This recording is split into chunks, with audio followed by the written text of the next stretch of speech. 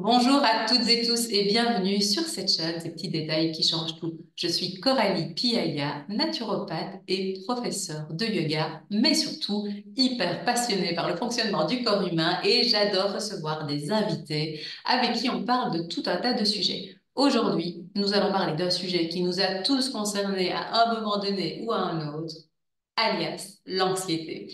Et pour parler de l'anxiété, eh bien, qui de mieux que Nadia Augusto, qui, figurez-vous, est neurobiologiste et neurothérapeute. Et ce qu'elle fait, Nadia, c'est qu'elle accompagne des personnes souffrant d'anxiété, de dépression, de burn-out, de fatigue chronique, et elle allie plusieurs techniques, plusieurs pratiques. Évidemment, la science, les neurosciences, le fonctionnement du cerveau, mais également des techniques liées à l'alimentation, à la gestion du stress, aux libérations des émotions. Aussi, elle s'accompagne souvent de l'aide des plantes. Et donc, nous allons parler aujourd'hui avec Nadia de l'anxiété et de ses mécanismes. Qu'est-ce qui se passe dans notre cerveau? Sommes-nous des personnes de nature anxieuse? Est-ce qu'on développe l'anxiété? Est-ce qu'on peut naître déjà anxieux? Et puis, qu'est-ce qu'on peut faire pour en venir à bout? Et puis, en fait, est-ce qu'on peut en venir à bout? Écoutez, c'est passionnant. Je pense que cette discussion avec Nadia aurait pu durer des heures. Vous avez un condensé. J'espère que ça vous plaira. Vous pourrez retrouver Nadia sur son site internet neuronaturel.com et sur sa chaîne YouTube du même nom. Je vous écris tout ça en description. Et sans plus attendre, je laisse place à Nadia pour notre interview sur l'anxiété.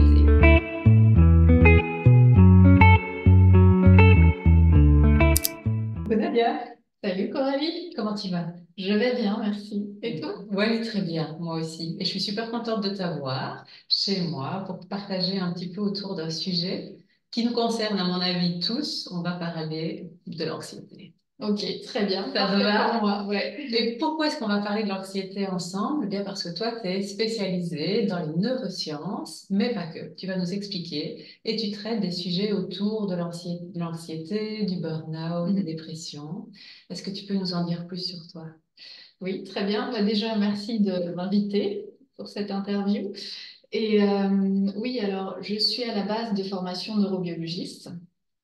Je viens du monde de la recherche, normalement, c'est ce à quoi je me destinais. Mhm. Mais très vite, en fait, j'ai bifurqué pour être neurothérapeute. En fait, j'ai été formée à la neurothérapie basée sur les neurotechnologies au départ au Luxembourg, dans un centre médical avec des médecins, des neuropsychologues, etc. Et en fait, bon, au fur et à mesure, c'est issu d'un long cheminement. Je suis arrivée finalement à ce que j'ai appelé la neurothérapie naturelle Mm. et j'ai créé Neuronaturel où en fait j'associe toute la puissance de méthodes basées sur les neurosciences à la puissance de méthodes basées sur les médecines douces en fait. Ouais. Donc il y a aussi des plantes, de l'alimentation, mais de la neuronutrition puisqu'on sait par Mm. exemple, la neuronutrition c'est assez parlant ou psychonutrition. On sait que l'alimentation va influencer le fonctionnement de notre cerveau, voire on peut corriger certaines choses dans notre cerveau, Mhm. dans les cas de dépression, d'anxiété, de troubles du Oui. sommeil. Il y a les Euh, neurotransmetteurs au niveau de l'intelligence. Exactement, les neurotransmetteurs, le microbiote. Aussi souvent, de nos jours, ce que les gens ne savent pas, c'est que la plupart d'entre nous avons un cerveau dénutri.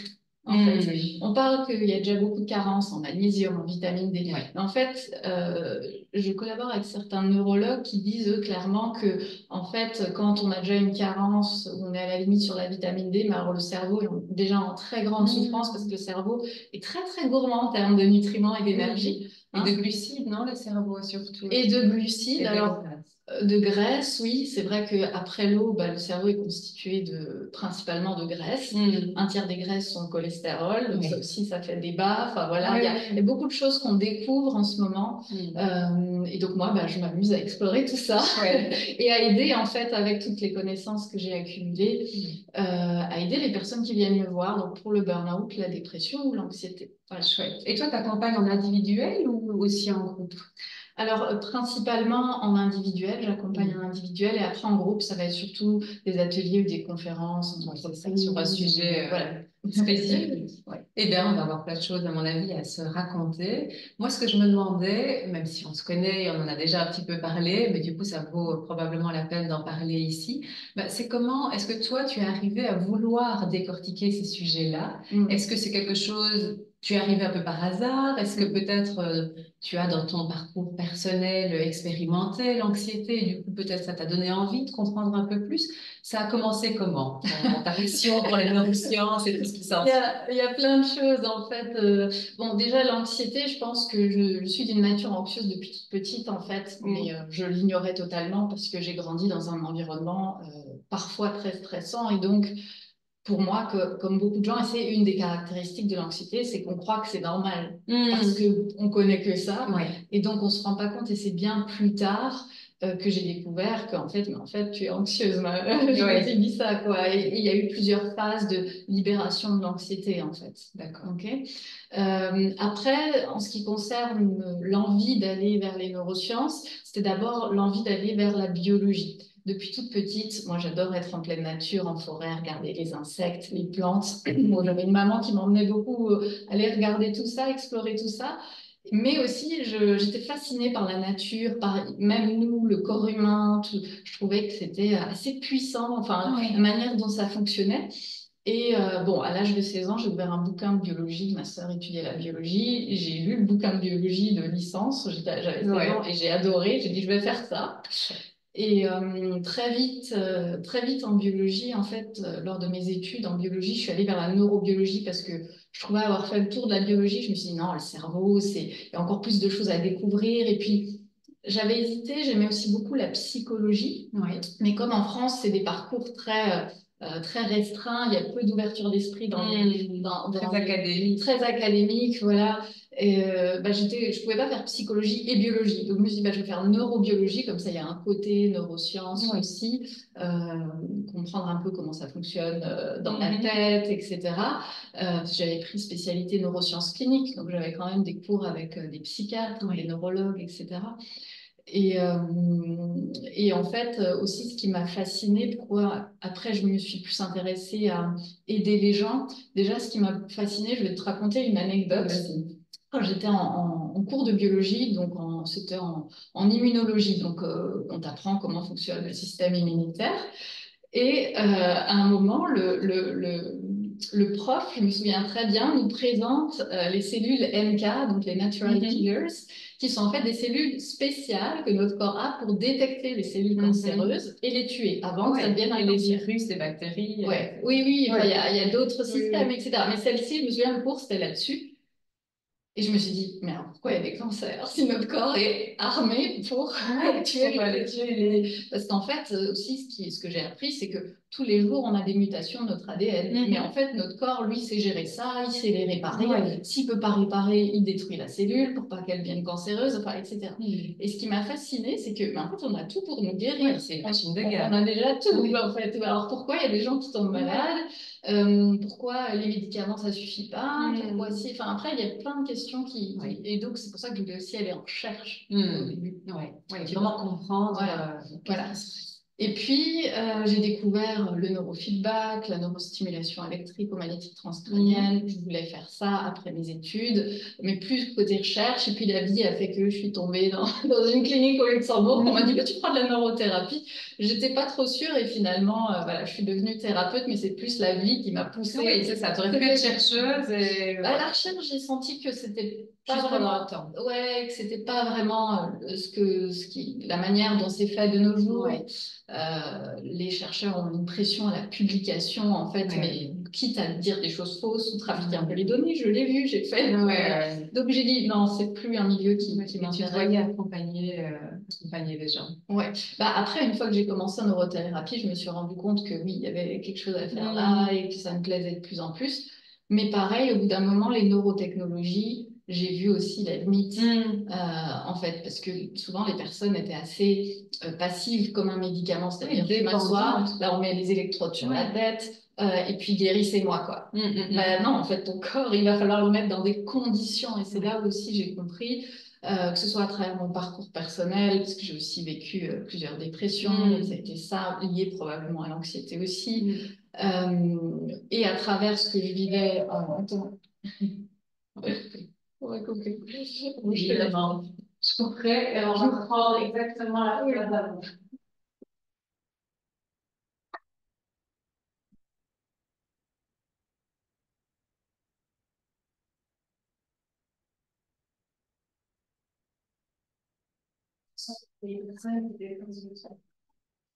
Si je suis trop longue, tu me dis, hein. Non, c'est parfait. Ah, ok.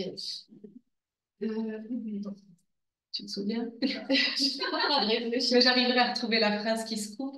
Attends, c'était, je disais, oui, mon parcours personnel. Ah oui, Oui. les gens passifs. Oui, voilà, les gens passifs. Puis toi, tu l'as vécu déjà plusieurs dépressions et tu t'es rendu compte qu'il faut. Ah oui, il faut mettre dans les conditions. Voilà, il faut mettre le corps dans les conditions. C'est vrai que Oui, donc je vais essayer de reprendre. j'avais ma tasse. Oui. Attends, faut que je juste réfléchisse. Euh, oui, et en fait, non, pas et en fait. Non, il n'y a pas grave, je comprends. Ok. Et en fait, j'ai découvert finalement qu'il faut mettre le corps et le cerveau dans les bonnes conditions pour que notre biologie puisse enfin réactiver les processus d'auto-guérison. Ouais. Et c'est ce à quoi je me suis beaucoup intéressée. J'ai découvert la naturopathie à ce moment-là aussi. J'ai commencé à voir qu'il y avait des études par rapport au microbiote intestinal, qu'en fonction de notre bactérie, ben, notre cerveau fonctionnait pas pareil. Non, mais ça, Et qu'en fait, ben, nos bactéries, c'est en fonction de ce qu'on mange que ça fonctionne pas pareil. Donc, je me suis on ne peut intéressée. pas mettre l'alimentation de côté quand on parle dépression, anxiété. Non, pas du tout. Il faut savoir qu'à peu près aujourd'hui, un tiers des dépressions sont de type inflammatoire. Donc, en fait, c'est pas une dépression comme on a l'habitude de l'entendre, des problèmes d'humeur, etc. En fait, c'est juste un problème d'inflammation dans le corps. Et notamment de neuroinflammation qui touche le cerveau. Et en fait, quand on change déjà l'alimentation, certains compléments alimentaires, les carences, etc., bah, tout d'un coup, si l'inflammation part, il n'y a plus de dépression. Voilà. Voilà. Alors, bien sûr, il y a des personnes pour qui c'est un mélange, il y a un peu d'inflammation, plus des histoires de vie, un événement, des traumatismes. D'autres, il n'y a que ça, il n'y a pas d'inflammation. Donc, ça dépend. Et de nos jours, je pense que la dépression, il faudra un moment aussi commencer à les catégoriser. La segmenter un peu. Mais ça, c'est aussi tout un débat. Je sais qu'il y a chez les psychiatres. Déjà des débats sur le sujet. Tu penses, toi, qu'il y a des personnes qui disent, moi, je suis de nature dépressive? On peut être d'une nature dépressive ou on devient dépressif? C'est quoi cette histoire de nature, de tempérament dépressif? Oui, c'est comme avec l'anxiété. Alors, j'entends moins ça. Moi, je suis de nature dépressive, mais il y a des personnes qui peuvent. Oui, de nature anxieuse, effectivement. Ou de nature anxieuse. Et je trouve qu'avec l'anxiété, moi, ça a été mon cas. C'est que pendant longtemps, j'avais pas conscience, hein, enfant, adolescente, etc., j'avais pas conscience que j'étais anxieuse. Parce que bah, c'est comme ça que j'ai grandi. Dans mon environnement familial, il y avait des personnes aussi anxieuses. Donc pour moi, c'était les enfants apprennent par imitation. Donc voilà, donc si on a au moins un des parents anxieux et qu'on mime, bah, on pense que c'est le modèle, c'est comme ça, c'est normal. C'est normal d'être réactif à tout, de faire attention à tout, de stresser pour telle ou telle chose, de tout contrôler pour essayer d'éviter les imprévus et diminuer l'anxiété. Enfin voilà, c'est. Donc on s'en rend pas tellement compte. Et puis on peut dire voilà, je suis de nature anxieuse. Alors une chose qui est importante peut-être à comprendre pour les gens qui nous écouteraient et qui ont de l'anxiété, c'est qu'il y a des personnes qui ont l'impression voilà, que c'est dans leur nature, pareil pour la dépression en fait, et que c'est depuis toujours là. Et puis quand je repense à moi par exemple, depuis toute petite ou depuis tout petit, quelqu'un va vous dire je suis anxieuse, anxieux, enfin, donc c'est normal, ça fait partie. Et ce sera jusqu'à la fin. Voilà. Eh bien non. La bonne nouvelle. Alors après, le parcours pour libérer l'anxiété, ça peut être long et puis il y a différentes étapes.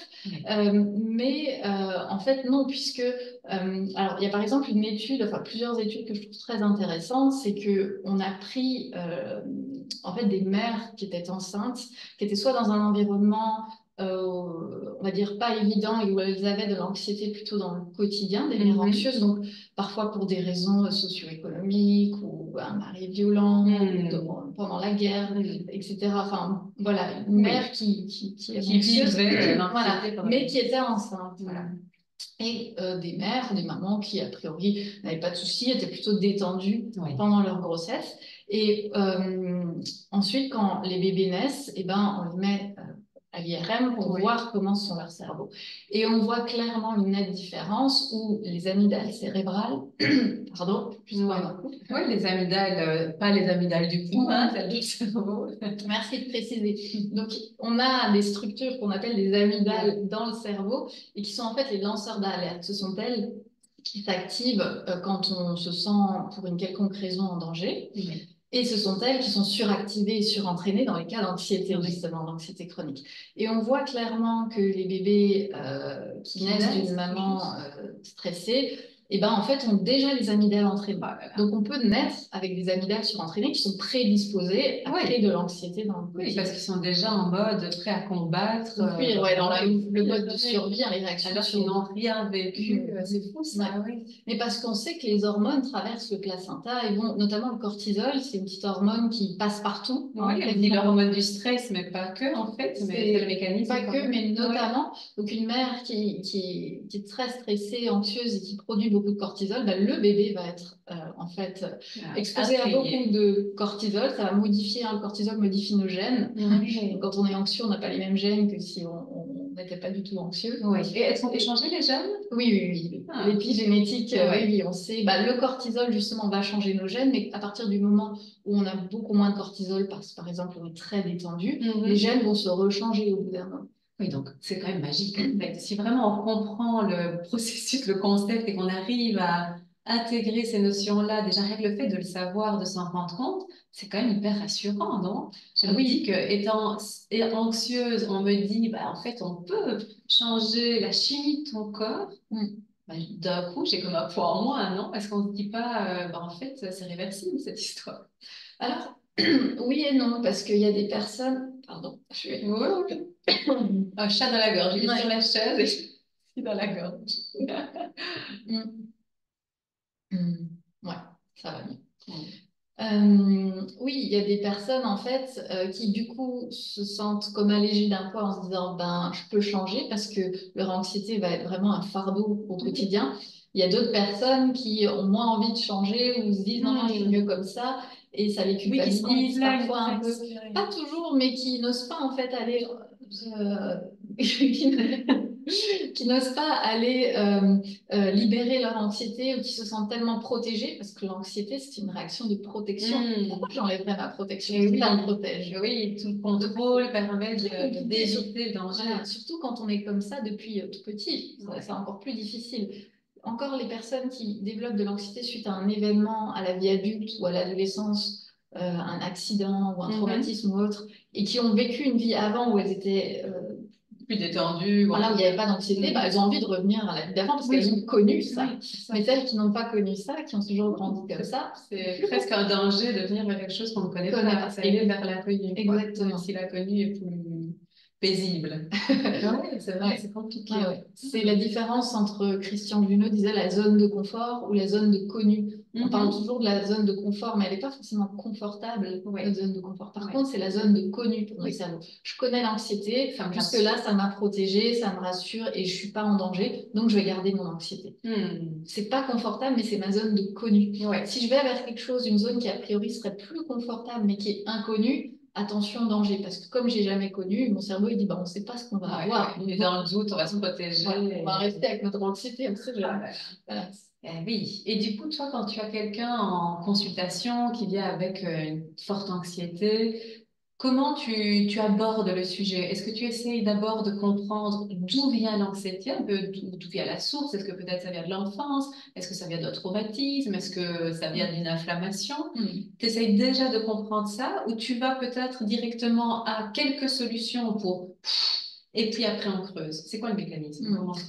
Ça va dépendre justement. La première approche va dépendre. Est-ce que la personne elle a déjà des solutions sur le court terme en fait pour apaiser parce qu'elle en a vraiment besoin, qu'elle en peut plus, que vraiment elle est dans un pic d'anxiété peut-être et que ça va pas du tout. Et donc là, on va faire peut-être de la cohérence cardiaque parce qu'il y a en fait beaucoup de personnes qui ne connaissent pas encore la cohérence cardiaque. Faites de la cohérence cardiaque, la respiration, c'est incroyable. Je leur explique qu'est-ce que ça fait dans leur cerveau pendant la cohérence cardiaque. J'explique vraiment derrière ce qui se passe et tout de suite c'est ah ok ça fait tout ça. Oui donc vous pouvez y aller quoi. Et c'est ça, oui. Ouais, voilà. Peut-être des plantes, peut-être déjà l'alimentation. Parfois, c'est que des troubles du sommeil, ça n'aide pas. Donc voilà, s'il faut vraiment de l'apaisement tout de suite, on va aller vers l'apaisement. Parfois, il y a des personnes qui ont déjà ces outils-là et qui n'ont pas forcément besoin. Mais qui cherchent vraiment à se libérer profondément de leur anxiété. Et c'est là où va démarrer le travail au début d'enquête, d'investigation de déjà depuis quand vous ressentez cette anxiété ou vous l'avez conscientisée. Est-ce que c'est depuis toujours? Est-ce qu'un des parents était aussi anxieux? Ça va nous donner des pistes. Et au début, il y a un peu un travail d'enquête. On va aller voir aussi dans quel quelle situation on va être anxieux? Est-ce qu'il y a des choses particulières qui... Oui, des voilà, triggers qui viennent c'est ça, stimuler. c'est ça. Est-ce qu'il y a des stimulus, on appelle ça en neurosciences, hein, ce qui va stimuler nos amygdales et notre anxiété? Du coup, est-ce que c'est que au travail? Est-ce que c'est que à la maison? Quand c'est qu'au travail, parfois, en fait, il y avait déjà à l'école, parce que c'est un débat, et en fait, c'est lié soit à l'autorité, soit à la peur de l'échec, ou Oui, c'est ça, peur de je suis jamais assez. Enfin, parfois, il y a des croyances derrière, etc. Donc, en fait, après, l'origine de l'anxiété est très individuelle, mais au début, il y a toujours cette phase d'investigation quand la personne n'a pas encore tout conscientisé, et souvent, on n'a jamais tout conscientisé. J'imagine. C'est le travail d'une vie, ça, non? Voilà. Et ensuite, une fois qu'on a compris quels sont les stimulus qui vont stimuler l'anxiété ou certaines situations, certaines personnes, certaines choses qui vont vraiment aller dire aux amygdales que je suis en danger et qui vont s'alerter, et ben là, une fois qu'on peut cibler, on va faire en général avec moi. Alors, j'ai différentes méthodes. Celle que j'aime beaucoup, c'est l'EFT. Oui. Donc, Tu peux nous parler de l'EFT? Moi, j'adore aussi. Tu pratiques aussi? Oui, je pratique aussi. Okay. Je me suis jamais formée, donc c'est plutôt, j'ai regardé, tu sais, des tonnes de vidéos sur YouTube. Ah oui. Et puis en fait, quand tu as compris le mécanisme, tu peux facilement le reproduire sur toi. Tu peux un peu expliquer le concept de l'EFT? Oui, alors l'EFT, c'est Emotional Freedom Technique. Et donc, c'est à la base une technique de libération émotionnelle. Ça a été découvert par hasard par un psychologue qui faisait des recherches, mais sur ses patients aussi. Okay. Et en fait, en une séance, il a enlevé à un patient la phobie de l'eau. Okay. Il s'avère qu'à côté du cabinet, il y avait une piscine. Ils y sont allés, le patient a baigné.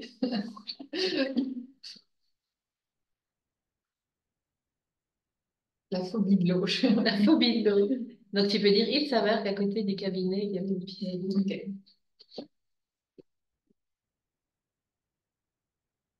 Et il s'avère qu'à côté du cabinet, il y avait une piscine. Et donc, ils sont allés à la piscine et le patient a pu se baigner. Alors, rien que de regarder la piscine, c'était déjà une attaque de panique. Donc, il s'est dit, là, il y a un truc. Et de là a démarré, en fait, et puis les successeurs ont continué à chercher, etc. Puis, c'est devenu l'EFT. Alors, l'EFT de nos jours, il y a plein de types d'EFT. Chacun en a fait un petit peu sa sauce aussi. Oui, oui. Moi, j'ai été formée à l'EFT clinique, donc c'est celle, en fait, justement, à l'origine, les neuropsychologues, même les psychiatres qui utilisaient ça, on dit, non, pour que ce soit validé par la science, il faut qu'il y ait un protocole, que ça arrête de différer, que chacun fasse à sa sauce. Et donc, l'EFT clinique, c'est le protocole qui est étudié par la science. Donc, on sait vraiment ce que ça fait sur le cerveau, sur le corps, diminution du taux de cortisol, activation du système parasympathique, donc le système de régénération, du repos, de la détente. Enfin, voilà, il y a plein de choses qui se passent.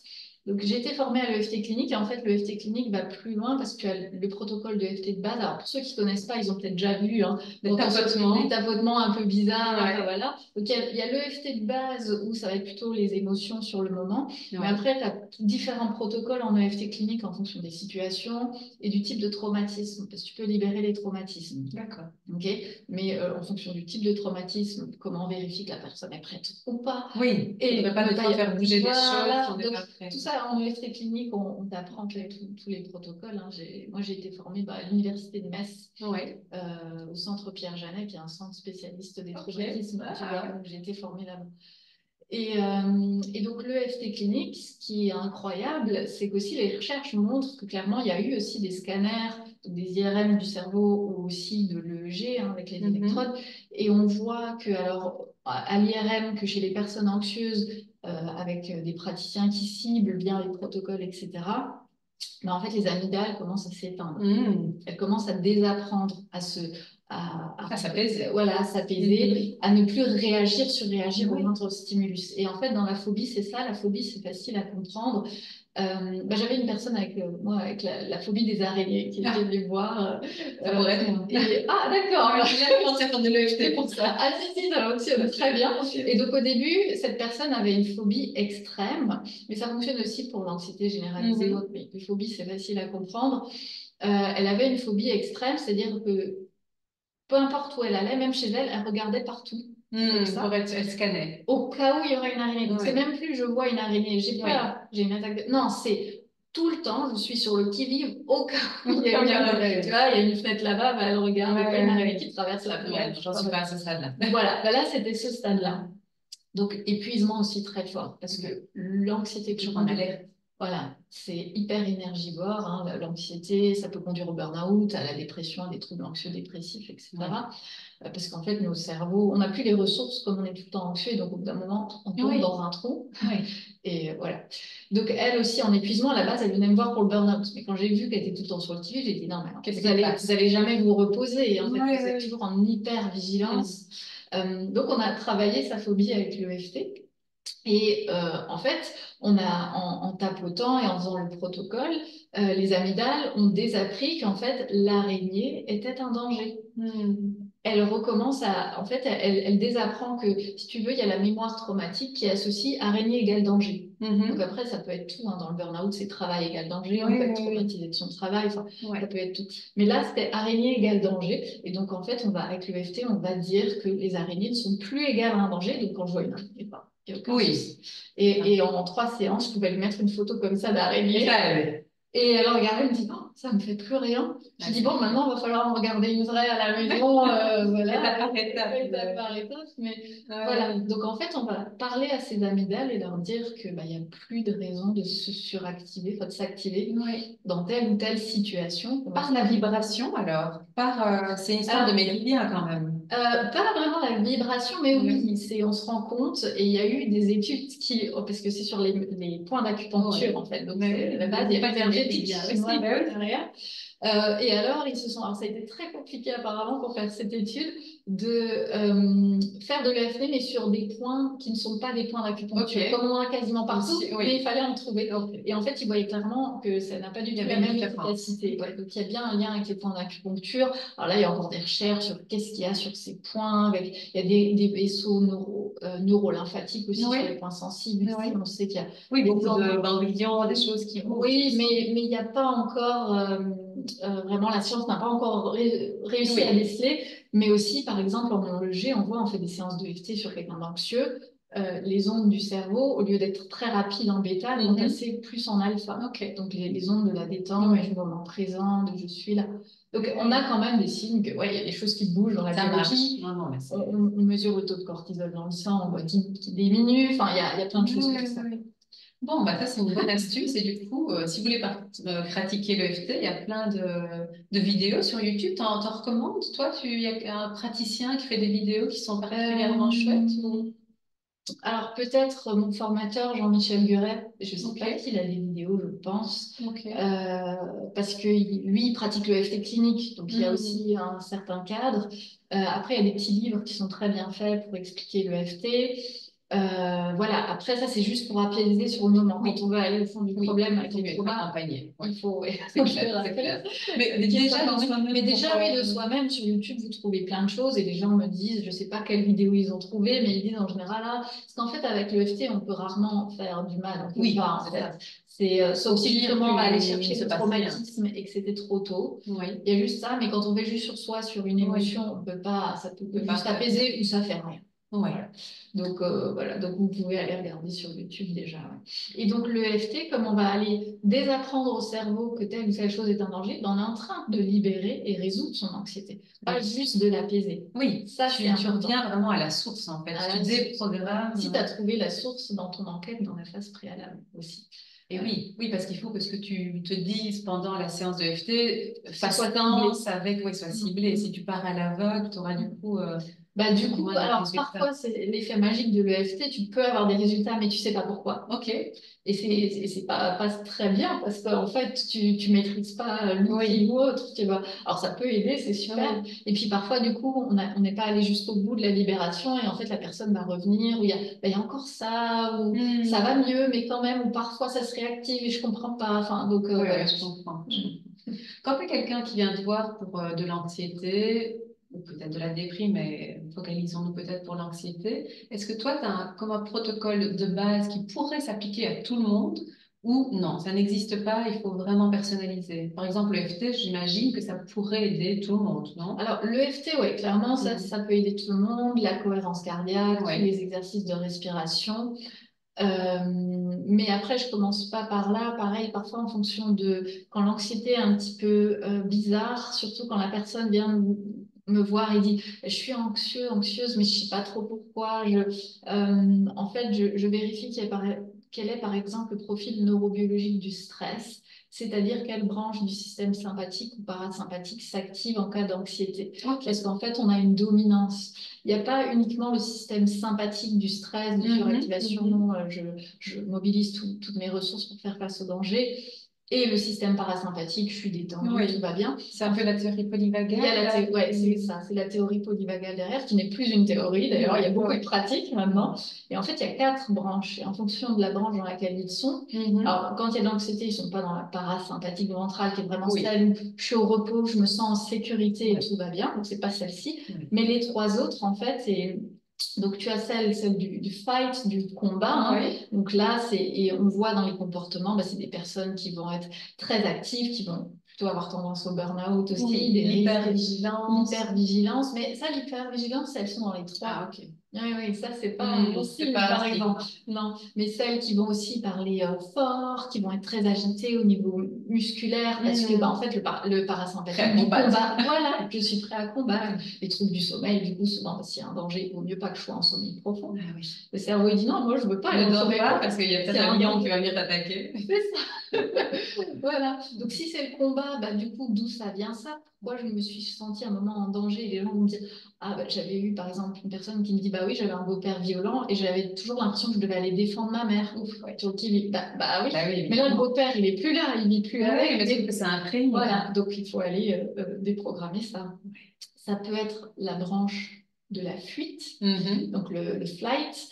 Et la fuite, souvent, c'est très insidieux comme anxiété, parce que les gens souvent ne comprennent pas, et c'est très valorisé dans notre société. Parce que fuir, c'est pas la petite souris qui fuit parce qu'il y a un chat, tu vois. Et donc les gens ne comprennent pas qu'ils sont dans la fuite. En fait, la fuite de nos jours, dans notre société moderne, avec la complexité sociale qu'on a, ça va être le fait plaisir, par exemple. Je vais toujours dire oui. Ça, typiquement, c'est les gens, ils ne savent pas dire non. Je dis toujours oui, mon mari me demande quelque chose, mes enfants. Oui, même si ça va à l'encontre de mes envies, de mes besoins. De mes besoins. Et c'est là maintenant, et j'y réponds tout de suite. Au boulot, peu importe ce qu'on me donne comme tâche. Le bon élève. Peu importe ce qu'on me donne comme tâche, même si c'est pas moi qui est censé faire ça, tout de suite je vais dire oui, je vais dépanner les amis, les voisins, les machins, je cours et je m'épuise et je vais aussi aller vers le burn-out éventuellement. Oui, c'est pas la fuite qu'on voudrait penser, on me demande ça, ben justement, non merci, je ne suis pas là, non, c'est plutôt le polarisme en fait, j'évite le conflit. Éviter les conflits. Mais alors, ces personnes vont parfois, en ce moment, j'ai une personne qui m'a dit, ah oui, au boulot, souvent, quand je sais que quelqu'un m'appelle, il me dit, ah, il me faut ton aide, j'arrive dans ton bureau, je me dis, je vais peut-être vite aller aux toilettes, comme ça, elle verra que je suis pas là. Oui, mais en fait, il y a une vraie fuite, parce qu'en fait, au bout d'un moment, il y a aussi des choses comme ça. Ou les gens qui se coupent un peu des relations sociales, non? Peut-être. Et en plus, maintenant, est-ce qu'on n'est pas un peu vers ce truc-là où j'appelle plus, mais j'envoie un SMS, j'envoie un mail plutôt d'aller voir le collègue. Si on me demande de sortir, je reste chez moi. Est-ce qu'il n'y a pas aussi un peu ce truc d'isolement? Ça peut être ça, mais souvent l'isolement, on passe au dernier niveau, qui est la dernière branche, la troisième, qui est en fait freeze, le figement. Justement, je m'isole dans ma grotte. Et ça, c'est le parasympathique qui s'active. Donc, on pourrait croire que c'est bien, mais non, c'est pas le parasympathique ventral, c'est le parasympathique dorsal. Et donc, le dorsal, c'est en fait la petite souris alors soit elle ne peut pas combattre le chat, donc elle va jamais aller dans le combat face au chat. Elle peut éventuellement fuir. Ou si maintenant le chat l'a attrapée et que la petite souris, elle n'est pas morte, mais elle est entre ses pattes, elle sait que si elle fuit, le chat va tout de suite la rattraper. Elle fait la morte. Donc, j'ai plus du tout d'énergie. Même si j'en ai en fait. Mon cerveau, mon système nerveux, ça je le coupe dans la dépression, j'explique souvent, c'est très important. Parfois, on n'a pas d'énergie, mais on croit qu'on n'a pas d'énergie. Ou après le burn-out, c'est fait exprès, le système nerveux coupe notre énergie. Pour qu'on se régénère. Ouais, voilà, c'est une manière de nous protéger parfois. J'ai les muscles tout mous, je respire à peine, il ne faut pas qu'on voit que je suis vivante. Ça, toujours pense à la petite souris, on a la même chose en fait. Donc le burn-out est toujours en mode freeze, dorsal, parasympathique. Au bout d'un moment, oui, quand on a le la chute du cortisol, Ouais. l'effondrement, en fait, on passe obligatoirement en parasympathique dorsale pour la régénération. Ok. C'est un peu, si vous voulez, je me suis tellement battue, l'animal qui s'est épuisé, en fait, et je suis blessée. Et ben, c'est ça, hein. Je suis blessée, je peux plus m'occuper de moi-même, je me retire dans ma grotte et je reste là tant que ma blessure se répare pour l'animal. Et ben, lors d'un burn-out, je suis tellement épuisée que en fait là mon corps il veut plus rien, il arrête et je suis obligée de me régénérer. Mon parasympathique dorsal s'active pour me protéger. Et la difficulté, c'est d'en sortir. Et c'est d'en sortir, et si j'en sors pas, ça peut aller vers une dépression aussi, en fonction de son contexte de vie, psychologiquement, enfin après c'est voilà, au cas par cas. Voilà. Ouais, c'est complexe. Et ce qui est dans le parasympathique dorsal, il y a des personnes, on n'a pas l'impression qu'elles sont anxieuses. Elles sont très calmes. Elles sont justement, et elles restent beaucoup à la maison, on dirait qu'elles évitent, elles vont pas. Mais en fait, elles sont dans le freeze, dans la timidité. La timidité, c'est le parasympathique dorsal qui est actif. Du coup, c'est là, effectivement, où tu t'isoles. Et je suis dans l'hypervigilance, j'observe beaucoup tout ce qui se passe autour, même si je dis rien, même si je suis pas dans l'hyperactivation, le combattant. Mais et j'ai beaucoup de personnes qui viennent me voir, qui sont là-dedans, cette introversion. Oui. Et qui ne veulent plus voir les gens, qui sont lâchés truc. Voilà. Et donc ça aussi, c'est en fait de l'anxiété. Il y a différentes formes d'anxiété. Donc c'est pour ça, après, en fonction de quelle forme se manifeste, c'est pas la même rééducation du système nerveux derrière. Oui, bien sûr. Mais dans tous les cas, adopter une alimentation anti-inflammatoire, entre guillemets, ça sera plutôt bénéfique, quoi qu'il arrive. Ouais.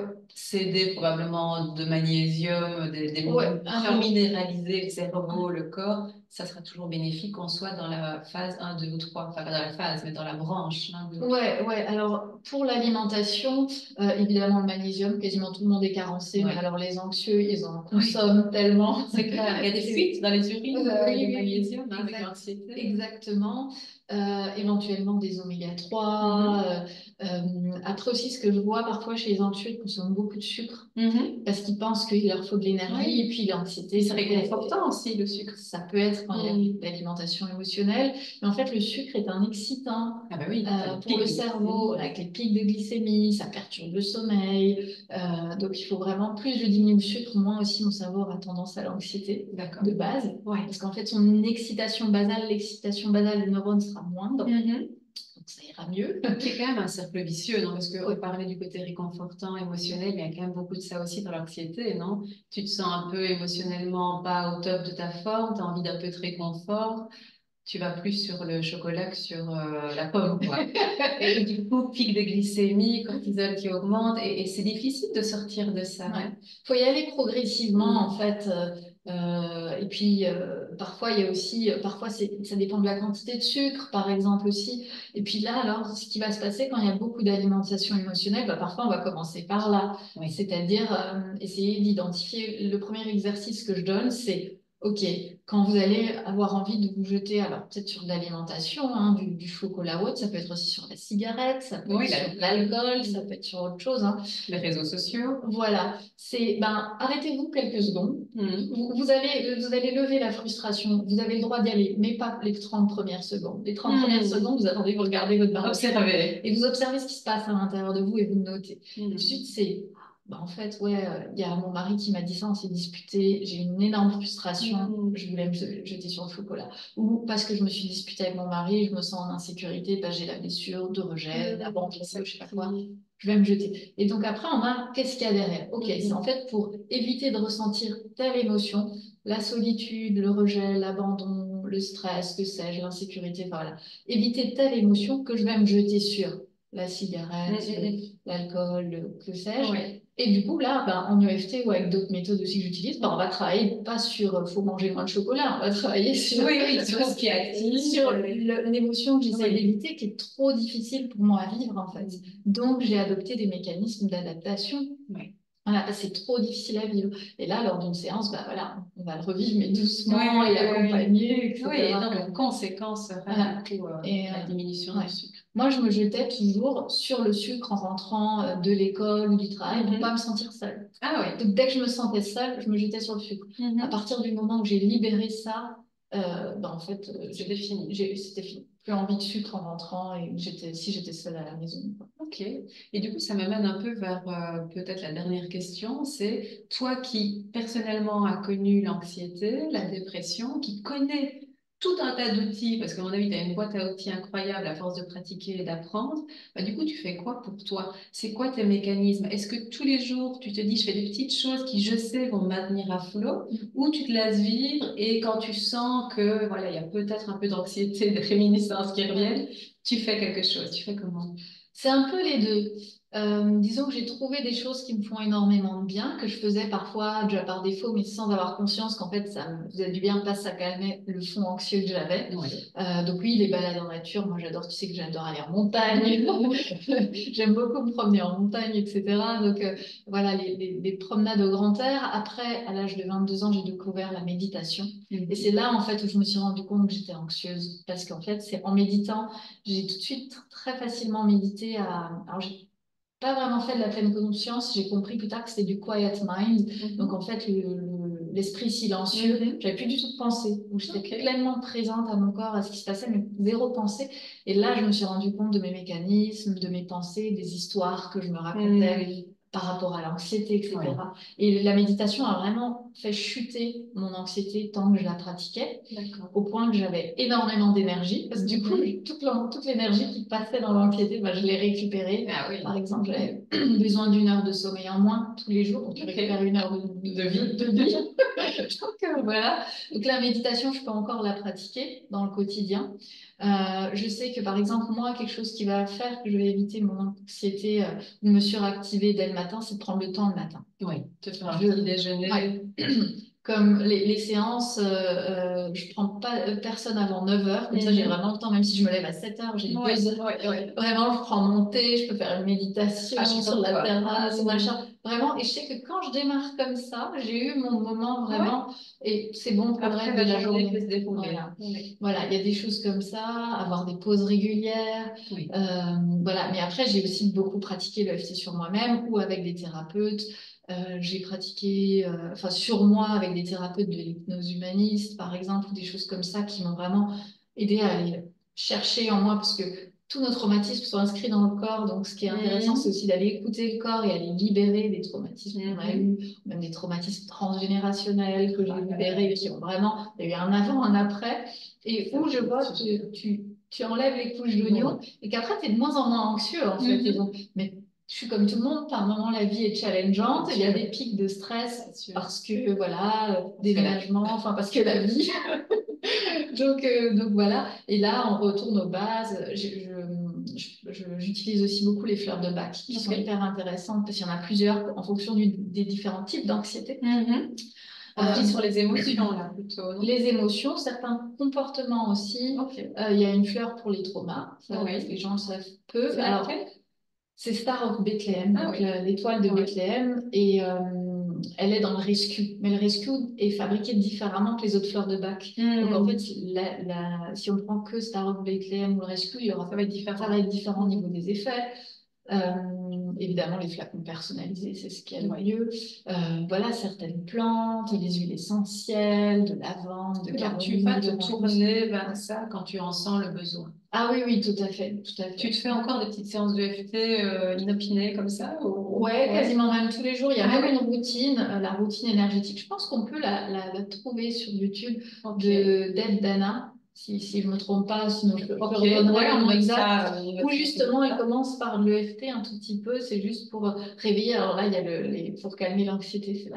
Et elle fait ça, elle dit pendant 15 secondes, vous faites au moins ça. Mais après, il y a ici pour réveiller la confiance en soi, le thymus, activer l'immunité, la confiance en soi. Les animaux, ils font quoi? Oui. Mais on a plein de choses, le corps. Oui. Le matin, moi, les réflexes neuromusculaires. Donc voilà, il y a plein de choses qu'on peut faire déjà. Et puis ce qui est intéressant, et justement dans ton approche, et c'est là où je vais souvent dire aux gens, allez faire du yoga ou des choses pour étirer, parce qu'en fait, plus je suis tendue musculairement, plus mon cerveau détecte que j'ai moins les ressources. Je prends déjà de l'énergie pour être tendue, pour ces muscles tendus, que je peux peut-être un peu moins bien tourner la tête, donc je vais pas avoir le danger arrivé de l'arrière. Donc le cerveau, il dit, ok, il faut que je me mette un peu plus en hypervigilance parce que mon corps n'est pas Oui, prêt au ouais, combat. ouais. Je suis déjà un peu affaiblie en Voilà. fait, et donc du coup, ça diminue. Ouais. Ça, c'est intéressant. Du coup, le fait de venir étirer et stretcher, bah, tu t'enlèves déjà un petit poids D'anxiété. d'anxiété. D'où le yoga, très important. Donc avec Cesse de le Coralie. dire, Nadia. Mais les neurosciences montrent que, tu vois, la théorie polymagale, derrière ça, maintenant, C'est ceux qui étudient la théorie polymagale se rendent compte que le yoga, même l'ostéopathe, parfois le kiné, certains mouvements vont faire. Ouais, je sais qu'il y a un mouvement, moi, qui me fait beaucoup de bien, où on met les mains derrière et tu viens étirer, et tu étires en fait les muscles derrière. Voilà, et en fait, ça va faire que, pouf, l'anxiété, je vais commencer à bâiller, le parasympathique Ah s'active oui. juste sur un étirement. Ah oui, et puis les mouvements somatiques aussi, rien que des fois bouger les yeux dans une position, Voilà. ça te fait bâiller et activer effectivement le mode digestion et repos. Donc, toutes ces petites choses au quotidien font qu'aussi, même quand on a un fond anxieux, ça peut Ouais. déjà aider. Et après, pour ceux qui le souhaitent et qui sont prêts à les libérer, Ouais. les Les couches de l'oignon. Ok, tu peux les aider à libérer les couches de l'oignon. Je pense qu'on pourrait parler pendant des heures parce qu'il y a tellement de ramifications à ces sujets-là. En fait, on peut partir sur l'alimentation, la phyto, les méthodes de libération émotionnelle parce qu'on a parlé de l'EFT, mais il y en a d'autres. On peut parler sur le fonctionnement du cerveau, de notre système nerveux. Bref, je pense qu'on pourra faire plusieurs vidéos. Nadia, moi, je te remercie vraiment d'avoir partagé une petite partie de tes connaissances aujourd'hui avec nous. Si vous cherchez à rencontrer Nadia ou à la suivre, je vais vous mettre tous les détails. Elle a également une chaîne YouTube où elle partage beaucoup de choses, beaucoup d'infos, pas mal d'astuces également. Merci pour tout, Nadia. Merci à toi, Coralie. C'était un plaisir.